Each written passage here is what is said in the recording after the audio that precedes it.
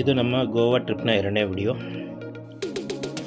ನೋಡಿ ಇಷ್ಟ ಆದರೆ ಲೈಕ್ ಮಾಡಿ, ಸಬ್ಸ್ಕ್ರೈಬ್ ಮಾಡಿ. ಮಾರ್ನಿಂಗ್ 8 ಗಂಟೆ ಎದ್ದು ನಾವು ಟಿಫನ್ ಮಾಡೋಣ ಅಂತ ರೆಸಾರ್ಟಲ್ಲೇ ಟಿಫನ್ ಪ್ರೊವೈಡ್ ಮಾಡ್ತಿದ್ರು. ಆಚೆ ಬಂದೆ ನೋಡಿದರೆ ತುಂಬ ವ್ಯೂ ಚೆನ್ನಾಗಿತ್ತು, ಫೋಟೋಗ್ರಫಿ ಎಲ್ಲ ಚೆನ್ನಾಗಿ ಬರುತ್ತೆ ಅಂದ್ಬಿಟ್ಟು ಒಂದು ಸ್ವಲ್ಪ ಸ್ಟಿಲ್ಸ್ಗಳು ತೊಗೊಳ್ಳೋಣ ಅಂದ್ಕೊಂಡು ವಿಡಿಯೋ ಮಾಡಿಕೊಂಡು ಟಿಫನ್ಗೆ ಅಂತ ಹೋದ್ವಿ.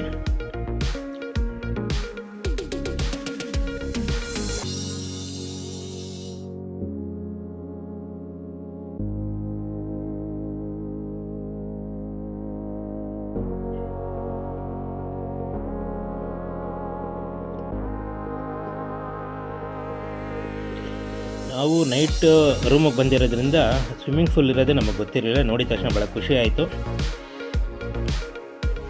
ಹಾಗೆ ಎಲ್ಲ ಗಿಡಗಳು ತುಂಬ ಚೆನ್ನಾಗಿದ್ವು, ಎಲ್ಲನೂ ಭಾಳ ಆಕರ್ಷಕವಾಗಿದ್ವು. ಎಲ್ಲನೂ ಗಿಡಗಳಾಗಿರ್ಬೋದು, ಹೂಗಳಾಗಿರ್ಬೋದು, ತುಂಬ ಚೆನ್ನಾಗಿತ್ತು ಒಟ್ಟಿನಲ್ಲಿ.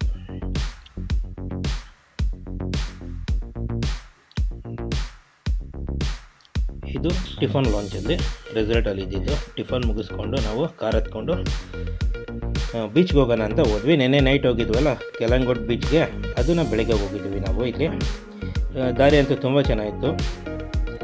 ಎಲ್ಲೂ ನಮಗೆ ರೋಡಲ್ಲೂ ಅಷ್ಟೇ ತುಂಬ ನೀಟ್ನೆಸ್ ಆಗಿತ್ತು ಗೋವಾ ಎಲ್ಲನೂ.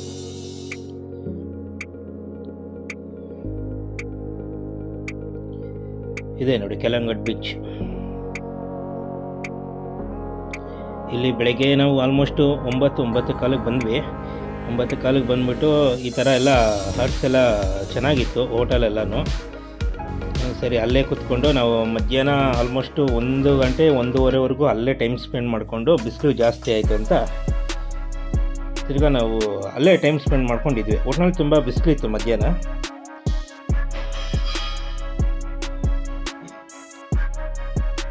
ಏನಾದರೆ ಈ ನೀರಿನ ಅಲೆಗಳೆಲ್ಲ ನೋಡೋದೇ ಒಂದು ಅದ್ಭುತ. ಹಾಗೆ ಒಂದು 4-5 ಫೋಟೋ ಸ್ಟಿಲ್ಸ್ಗಳೆಲ್ಲ ತೊಗೊಂಡು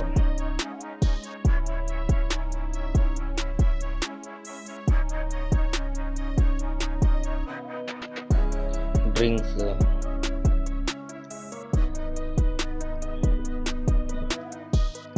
ಸ್ನ್ಯಾಕ್ಸ್,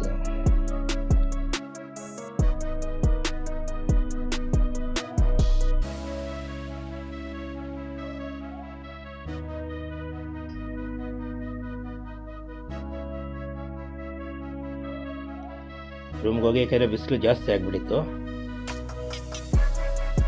ತಿರ್ಗಾ ನಾವು ರೆಸ್ಟ್ ಎಲ್ಲ ತಗೊಂಡು ಸಾಯಂಕಾಲ ಕ್ಯಾಂಡಲಮ್ ಬೀಚ್, ಇದು ರೂಮ್ ಹತ್ರನೇ ಇದ್ದಿದ್ದು. ಆ್ಯಕ್ಚುಲಿ ನಮಗೆ ಗೊತ್ತಿರಲಿಲ್ಲ ಈ ಒಂದು ಬೀಚ್ ಇದೆ ಅಂದ್ಬಿಟ್ಟು. ನಾವು ಯಾವಾಗಲೂ ಆಚೆ ಬಂದಾಗ ಫಾರಿನರ್ಸ್ ಎಲ್ಲನೂ ಕೈಯಲ್ಲಿ ಚಪ್ಪಲಿ ಹಿಡ್ಕೊಂಬರ್ತಾಯಿದ್ರು.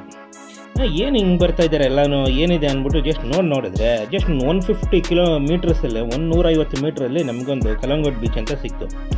ಸಖತ್ ಹೈಜೀನ್ ಹಾಕಿದ್ದು, ತುಂಬ ಕಾಮಾಗಿತ್ತು ಅದು ಬೀಚು. ಯಾವ ಡಿಸ್ಟರ್ಬೆನ್ಸ್ ಇಲ್ಲ. ಇನ್ನು ಬೇರೆ ಬೀಚ್ಗಳಲ್ಲಿ ನಾವು ನೋಡ್ದಂಗೆ ಈ DJ ಹಾಕ್ಕೊಂಡು ಆ ಥರ ಇದ್ದರು ಎಲ್ಲರೂ.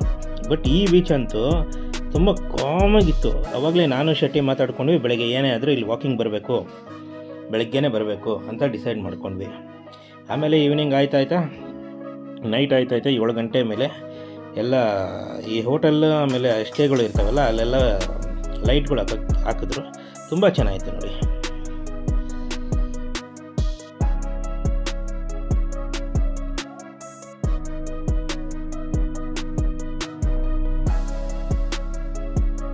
ಆಮೇಲೆ ಇದಕ್ಕೆ ಮುಂಚೆ ನಾವು ಬಂದುಬಿಟ್ಟು ಪ್ಲ್ಯಾನ್ ಇದ್ದಿದ್ದು ಟೀಟೋಸ್ ಸ್ಟ್ರೀಟ್ಗೆ ಹೋಗೋಣ, ಹಂಗೆ ಬಾಗಾ ಬೀಚ್ಗೆ ಹೋಗೋಣ ಅಂದ್ಕೊಂಡು ಇದ್ದಿದ್ದು. ಬಟ್ ಹೋದ್ವಿ ಅಲ್ಲಿ, ಬಟ್ ಆ ವಾತಾವರಣ ನಮಗೆ ಸೆಟ್ ಆಗಿಲ್ಲ.